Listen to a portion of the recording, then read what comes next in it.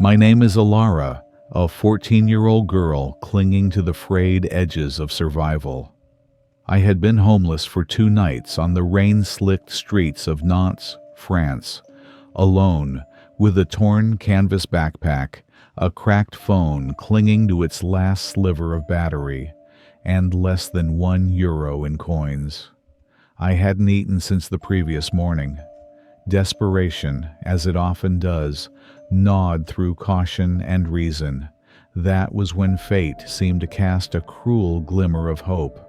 At a cafe with free Wi-Fi, scrolling through odd jobs online, I stumbled upon a post that looked like it had been written just minutes before. House sitter wanted for 3 nights. Income, €6,000. Urgent. Too good to be true, of course. But at that moment, I had nothing to lose. I messaged the contact immediately, barely believing the words I typed. Within 5 minutes, a reply came. Position secured. Details will be sent shortly. Later that afternoon, I met the employer, Ms. Eleanor Dubois, a pale, composed, middle-aged woman with sharp gray eyes. She was strangely quiet, every word measured. Without hesitation, she handed me an envelope containing €3,000 in crisp notes, half up front, and told me that I would receive the remainder if I successfully completed the 3 nights. But there were conditions, rules.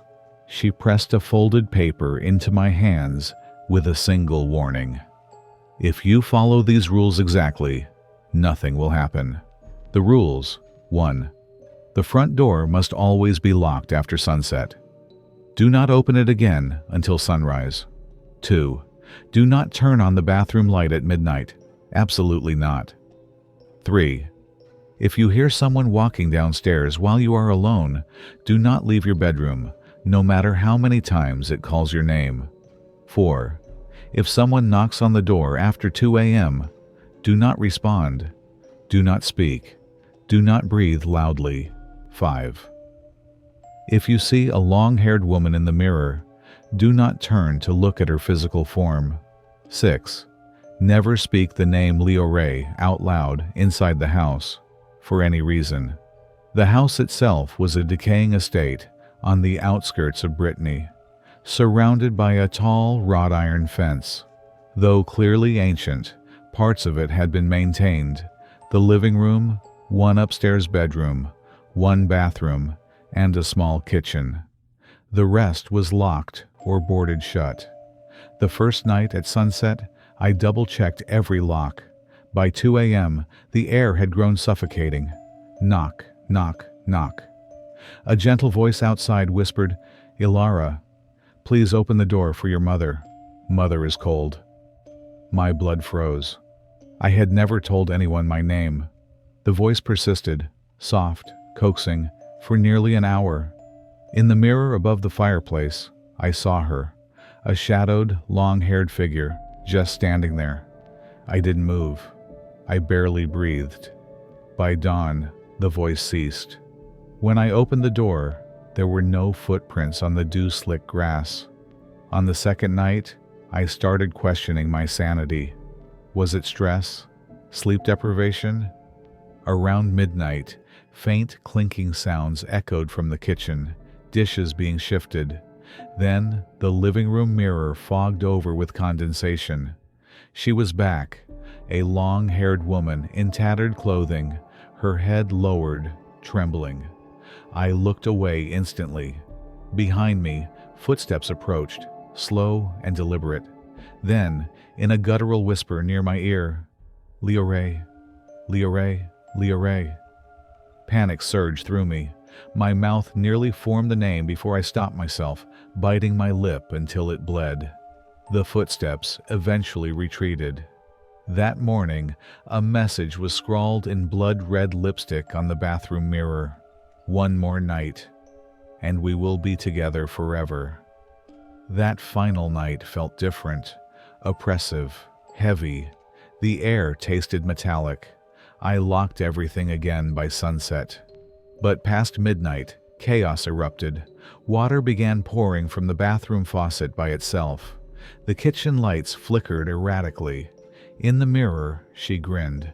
A grotesque smile stretched unnaturally wide. A chorus of screams, layers of dozens of women's voices, filled the house. Doors banged open and shut. The floor seemed to heave. Again the whisper, "Alara, stay with us." I pressed myself into a corner, refusing to react, muscles cramping until dawn finally broke. At sunrise, a gentle knock. It was Ms. Dubois, smiling faintly.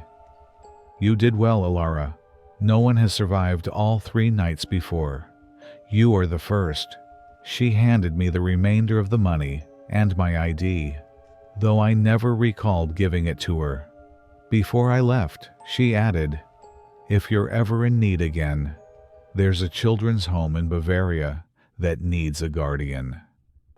As I turned to leave, I glanced at the mirror one last time.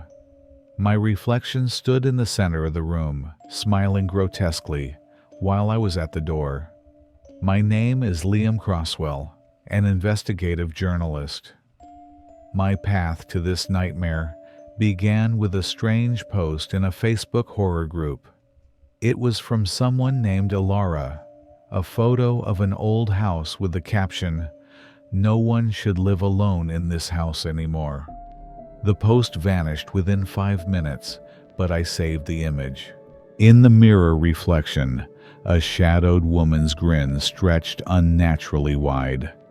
I traced the house to an abandoned estate outside Brittany. The land record still listed the owner as Eleanor Dubois. I drove there the next day. The gate was ajar, the front door hanging open. Everything matched Alara's photo exactly. As I took my first picture, the mirror cracked with a loud snap, and her shadow appeared inside it. I ran for the door, but the knob burned my hand like molten iron. I was trapped. A paper slid under the bedroom door. "To survive, you must stay 3 nights. Do not break the rules." Signed faintly, Alara. An old notebook on the nightstand echoed the same 6 rules. But I had already spoken the forbidden name Leore during a recording earlier. That night, crawling noises under the bed, 2 a.m. knocking, the woman's smile in every mirror. Bruises appeared on my body the next morning. It was all real. On the 3rd morning, sunlight broke through at last. The front door opened by itself. Ms. Dubois stood in the kitchen. She returned my ID, which I had never given her, and left a box of money on the table. When I asked about Alara, she simply smiled. She was the last one. "She left something for you." She handed me a small wooden box. Inside, a palm-sized mirror. In its reflection, I saw myself trapped in the house, smiling unnaturally wide, a long-haired woman clutching my neck from behind. I hurled the mirror and fled. But the nightmare didn't end. Since then, wet fingerprints appear on my bathroom mirror each morning. I dream of the house every night. In the dreams, I see Alara, empty-eyed, whispering. Some choose to stay. A month later, an anonymous tar-scented wooden box arrived. Inside, a leather-bound journal titled Guardian's Account. It listed many names, including mine, marked past criteria but incomplete. Strangely, the space beneath the last name was empty, as if waiting for a new entry. I returned to the estate. It was gone. Only an empty lot remained, with a black stone pillar inscribed, "The Guardian never truly leaves." As I turned away, an unseen hand gripped my collar, so tight I nearly suffocated. I broke free and fled. I've moved 3 times since, destroyed my equipment, and gone offline completely. But the dreams continue. I keep a journal now in case I disappear. The final entry, one I never wrote, appeared last night. Welcome back home.